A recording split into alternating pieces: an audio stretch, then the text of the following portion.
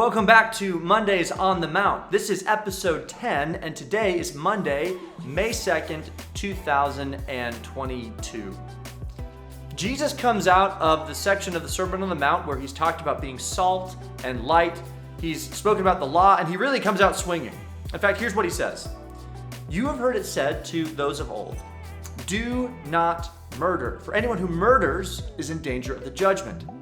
But I say to you, anyone who is angry with his brother without a cause is in danger of the judgment. Anyone who says to his brother, Rakah, will be in danger of the council. But whoever says to your brother, you fool, will be in danger of hell. Therefore, if you bring your gift to the altar and remember that your brother has something against you, leave your gift at the altar and go your own way. First, be reconciled to your brother, then come back and offer your gift. He says, agree with your adversary quickly while you are still with him on the road, lest your adversary hand you over to the judge, and the judge hand you over to the officer, and the officer throws you into prison. I tell you the truth, you will not get out of there until you have paid the last penny. Now, when you hear Jesus' words, hopefully your reaction is similar to mine, which is that Jesus seems to be placing an impossible standard upon us. How is it that we can equate being angry with murder? How is it that we can equate a swear word, which would be rakah, which is an ancient Jewish swear word? How can we equate that kind of a word to calling someone an idiot, right? Haven't you called somebody an idiot? I know I have, especially when it comes to my little brother. Yet Jesus gives us this impossibly high standard. And maybe that's the point. Maybe instead of trying to explain Jesus away, maybe that's exactly what he is doing with his disciples.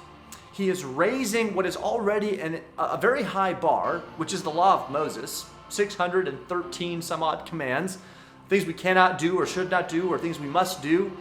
He raises the bar for those who would call themselves his followers. And so what are we supposed to make of this?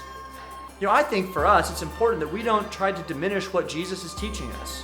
He requires a lot from those who would follow him. Yet the beautiful part about following Jesus is the fact that when we inevitably fail that perfect standard, that high bar that Jesus sets for us, he also shows us radical grace and compassion.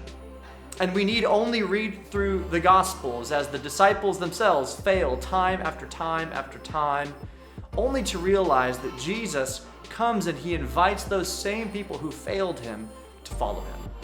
And so maybe that's one of the points of the Sermon on the Mount. Jesus calls us to a high standard and to an ideal, knowing that we will fall short of it.